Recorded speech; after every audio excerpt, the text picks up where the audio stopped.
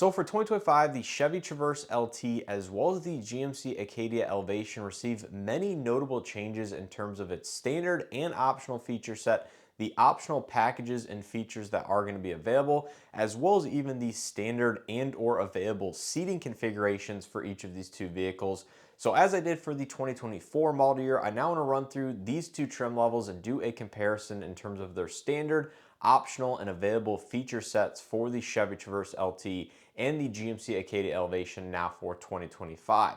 Now, unfortunately, as of me filming this video, I do not have the exact and final pricing information for the 25 model year, but I will go ahead and update that here in the future down in the description below, as well as a pinned comment. So make sure you guys stay tuned and check back in this video, over the next several weeks, if not month or two, as I will have that information posted once it becomes public and available. But without further ado, let's go ahead and take a look at how the 2025 Chevy Traverse LT as well as the GMC Acadia Elevation compare for this latest model year. So as usual, I want to put this disclaimer out there in that I created this list of similarities and differences using the GM Fleet Order Guide. If you believe anything is incorrect or need additional clarification on anything, feel free to leave a comment down in the comment section. I will do my best to clarify. And of course, I highly encourage everybody to stay tuned on Chevy as well as GMC's websites for the build and price tool once that becomes available here over the next several weeks. So as usual, I first want to start out with the standard equipment across both the Traverse LT as well as the Acadia Elevation. Then we'll move into the standard equipment found on either the Acadia Elevation and the Chevy Traverse LT over that of the other respective model. Then cover the optional equipment on both of these two vehicles, and then finally wrap up this video with some very speculative pricing potential, what might happen due to these changes that they did make for the 2025 model year. But like I said, I highly recommend staying tuned to this video in the future, as I will post that exact information once I have it down in the description below. And I do want to mention, I'm going to highlight all of the changes in packaging and feature availability on these trim levels in a bright color so you guys can see some of the differences that did change, because there are going to be several across the board on each of these two models. Now, I'm going to use the same color regardless of if it's a benefit to this trim level or a detriment where it now became optional equipment, for example, where it was formerly standard. So take a look at the standard equipment across both of these two models. Of course, we're going to have the usual suite of driver assistance and safety technologies such as high beam assist, safety alert seat, adaptive cruise control, enhanced lane keeping assist with enhanced emergency braking, intersection emergency braking, reverse automatic braking, side bicyclist alert, rear park assist, and then we do have the 15 or 17.7-inch infotainment systems with Google built-in and wireless Android Auto, Apple CarPlay for either of the two vehicles. And then they both will share the overall same 11-inch fully digital gauge cluster behind the steering wheel with the respective graphics and UI.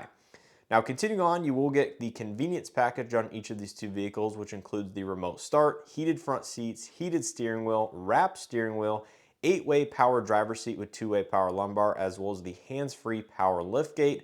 And then continuing on even further, we do have that wireless Android Auto, Apple CarPlay, as I mentioned, Sirius XM, OnStar capable with connected services, Wi-Fi hotspot, LED projector headlights, deep tinted rear glass, active noise cancellation, which is a little bit more advanced for the engine and driveline in the Acadia, tri-zone automatic climate control, wireless phone charging, and new for 2025, trailering package. Now, the trailering package was formerly standard on the Acadia, but not on the Traverse LT. Well, Chevy did make that standard across every single Traverse for 2025, which means it's now standard across both the Chevy Traverse lineup and the GMC Acadia. So nice to see that. Next, moving into the Acadia Elevation standard equipment over that of the Chevy Traverse LT. This is actually a big one. 8-passenger seating is now going to be the standard configuration on the cheapest version of the Acadia Elevation. And of course, as we know, that was optional on the Chevy Traverse LT for the 2024 model year with some of the additional packages. But 8-passenger seating is now standard on the Acadia Elevation, where that was not the case, and it wasn't even available at all for 2024. Now, with this comes a cloth interior, so the Evo Tex or the Cortex interior is no longer going to be the standard one, but it will come with cloth. So good to see that. In addition to this, the driver confidence package and assisted driving package, they're just named slightly different for Chevy and GMC. is now going to be remain standard, excuse me, for 2025 on the Acadia, but this is now becoming optional equipment on the Chevy Traverse LT. So this is now an advantage of the Acadia Elevation, where it includes the 120-volt outlet, rear pedestrian alert, HD surround view camera system, as well as traffic sign recognition. So those are four things that was formerly standard on the Chevy Traverse LT as well as the Acadia, but now is only going to be standard on the Acadia's lineup and optional on the Traverse LT. And then finally, we do have the same 12-speaker Bose premium audio system that is standard on every Acadia Elevation and the higher trims, of course, where that is going to be optional as part of the enhanced driving package on the Traverse LT. So that's going to be do it for all of the Acadia standard equipment over that of the Traverse. Now moving into the Traverse LT standard equipment over that of the Acadia, the Traverse LT is going to come standard with 7 passenger seating as it did for 2024, where that is now optional on the Acadia Elevation via one of the optional like premium packages or whatnot. So it's kind of weird that they're kind of swapped in terms of one's standard 8 passenger, optional 7, one's standard 7 passenger, optional 8. At least you can get either one with both seating configurations at this point, but it will vary in terms of what equipment I guess you can get with each seating configuration, if that makes sense. Where the Elevation comes standard with 8 passenger and cloth, where I'm not sure if you can get the 8 passenger Traverse LT with cloth. It might be limited to the Evo Tex interior, but regardless, Traverse LT now comes with the 7 passenger seating, where that's optional on the Acadia. Next, moving into the optional features on both of these two models. Panoramic sunroof remains optional on both, but there is some changes to the availability for the Traverse LT in specific. So now with the Traverse LT, you have to get the sun and wheel package to get the panoramic sunroof. It's no longer a standalone separate line item on that specific trim level. So it's kind of limiting as to what you can get the panoramic sunroof with, obviously, and that sun and wheel package also comes with 20-inch alloy wheels, not the smaller 18s that are standard. So interesting revision there. Super Cruise package remains optional on both these two with the enhanced parking assist as well as the driver attention assist monitor. Cortex and Evotex interiors are now going to be optional on both of these two models as well. And then we have the 20-inch alloy wheels are now going to be optional on both, either in or outside of different optional packages. Whereas we know for 2024, the Acadia Elevation came standard with 20-inch wheels, and the Traverse had the 18s. Well, now they're both going to start out with 18-inch alloy wheels, where 20-inch will be optional either with packages or standalone line items. So that's going to be that. Now moving on to the features that are optional on the Acadia Elevation that are actually either not available or only available on higher trim levels of the Traverse. This remains the luxury package, as I mentioned last year, which is the 8-inch heads-up display, acoustic windshield, heated wiper park, as well as heated rear seats. Now you might see some green on the parentheses for the Traverse availability for the heated wiper park as well as the heated rear seats. And that's because the Traverse introduced a new high country trim level that slots in just below the Traverse RS and basically includes a lot of the same equipment as standard as the Traverse RS minus the panoramic power sunroof, and obviously will offer totally different styling, but that will also be available on the high country trim level as well as the RS as it was last year. Now continuing on, there's some more changes here. This is going to be the 6-way power passenger seat with 4-way power lumbar. Universal home remote as well as the auto dimming interior rearview mirror are now going to be part of a new premium package on the Acadia Elevation, where that was formerly standard equipment for the 2024 model year. Not exactly sure why they decided to break that out as optional on the premium package. Maybe something to do with the a cheaper entry level price point or the 8 passenger seating configurations or whatnot, but that is going to be newly available optional equipment on the Acadia, where that was formerly standard for 2024. And as noted, none of those are going to be available on the Traverse LT, only the higher trim levels of the Traverse, just like it was for 2024. Now, when it comes to the exterior and interior color availability, outside of some slight material changes for the cloth interior on the Acadia and whatnot, The exterior color palette is going to remain identical for both of these two models in their respective trim levels and which exterior colors are found on those trim levels. So for example, the crystal metallic that I filmed on the 2024 Acadia Elevation, the purpley color, that remains only available on the Elevation, and that's actually not available on the Traverse LT. I think that's only limited to the Traverse RS in the Chevy lineup. So there is going to be some difference in terms of, whether you want one exterior color or the other. You might have to go to the other brand of vehicle just to get that exterior color with that purple, for example, because it's simply not available on that trim level that you are looking at. But all that information we posted up on the screen. But overall, I think it remains identical to that of 2024. So I think that is pretty much going to do it with all the major changes that they did make for the 2025 model year on each of these two models.